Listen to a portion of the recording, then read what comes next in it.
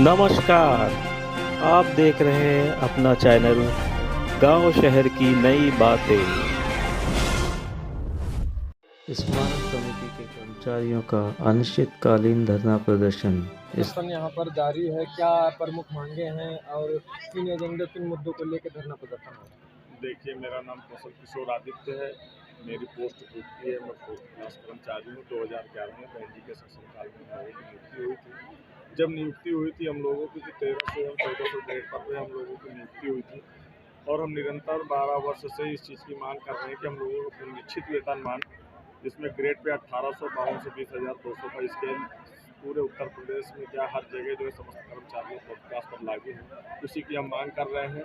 दूसरी मांग हमारी ये है कि हमारे स्मारक समिति कर्मचारियों में लगभग 167 कर्मचारियों की आकस्मिक मृत्यु हो गई है, जिनका परिवार, उनके बच्चे दर दर के ठोकरें खा रहे हैं, अपना जीवन यापन नहीं कर पा रहे हैं, फटे पुराने कपड़े पहन रहे हैं। उनको देखते हम लोगों को बहुत तकलीफ होती है, ना वो शिक्षा की व्यवस्था हो पा रही। तो मैं चाहता हूँ कि उनके परिवार को सेवा का भी लाभ दिया जाए।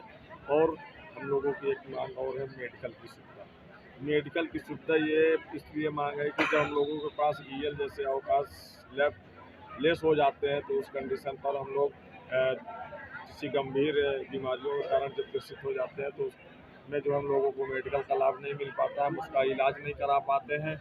और उस कंडीशन पर ईएल जब ख़त्म हो जाती है, तो कर्मचारी घर पर रहकर इलाज करवाता है, तो उसको वेतन नहीं मिलता है। उस दौरान जो जितने दिन भी रहेगा घर पर, उसको वेतन जो है स्थगित कर दिया जाता है। और चौथी मांग, तो सबसे बड़ी हमारी मांग ये है कि हमारा जो भविष्य निधि खाते के लिए 2011 से वेतन से 10% की कटौती की जा रही है। नियम यही होता है कि 10% की कटौती होती है, उसमें फिर नियोक्ता अंशदान जमा होता है, प्लस सरकार की जो समय समय पर ब्याज दरें तय की जाती हैं, वो दर जमा की जाती है। तब जा करके भविष्य निधि खाते में पैसा जमा होता है। रिटायरमेंट के समय आदमी को एक जमा पूंजी एकजुट एकत्रित होकर के हम लोगों को मिलती है। जो 12 से 13 साल होने जा रहे हैं, हम लोगों का अभी तक कोई खाता नहीं खोला गया है, जिसमें पिछले साल एलडीए सचिव महोदय जी के द्वारा एक FIR दर्ज कराई गई। 10 करोड़ 75 लाख रुपए का महा घोटाला हुआ स्मारक समिति में हमारे। तब जा कर के हम लोगों को पता चला कि हम लोगों के घरों में डकैतियाँ पड़ गई। जब डकैती पड़ गई, तब से हम लोगों की आंखें खुल गई कि नहीं, हमारा पैसा सुरक्षित नहीं है। इन मक्कारों के बीच में हमारी जो खाते हैं, हम लोगों को खाते खोल करके हमारा जो पैसा है हमारे खातों में जमा कराया जाए, यही हमारी मांग है।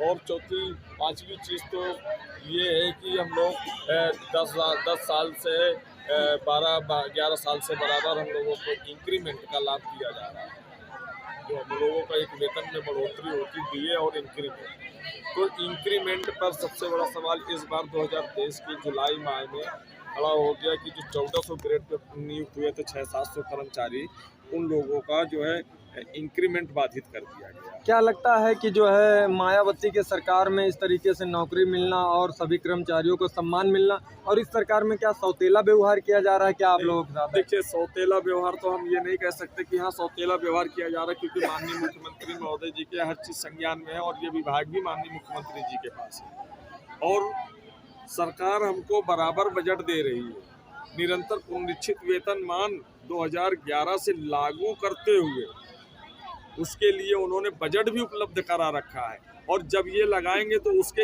एरियर की भी व्यवस्था के लिए बजट दे रखे हैं योगी जी। लेकिन शासन में बैठे जो अधिकारी हैं और जो हमारे संबंधित विभागीय अधिकारी, उच्च अधिकारी हैं, उन लोगों के द्वारा बहुत घोर लापरवाही की जा रही है, जिससे हम लोग कर्मचारियों का भविष्य अंधेरे में जा रहा है।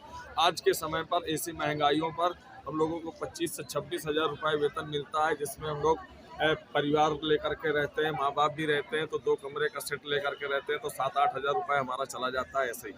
फिर उसमें हम बच्चों को क्या खिलाएं, क्या पहनाएं, क्या उड़ाएं। हमारे बच्चे बड़े हो रहे हैं, उनके भविष्य के लिए हम अपनी चिंता नहीं कर पा रहे हैं कि आज हम लोगों को स्थितियां ये हो जा रही 25 हज़ार में कि माह के अंत में हम लोगों को किसी दूसरे आदमी से 5-10 हज़ार रुपये मांग करके खर्चा पूरा करना पड़ता है कि बच्चों की फीस भी जमा करनी हो, वहाँ जाना है।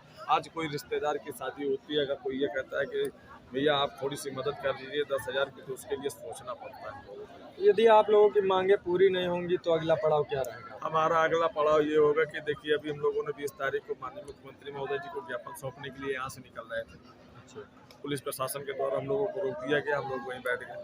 तब हम लोगों के प्रमुख सचिव महोदय जी से वार्ता कराने के लिए बात कही प्रशासन ने, हालांकि हम लोगों की व्यवस्था की, हम लोगों के गाड़ियों से गए, प्रतिनिधिमंडल गया हमारा वार्ता के लिए, तो वहाँ जाने का पता चला तो हमसे छुट्टी अच्छा, छुट्टी पे। हाँ।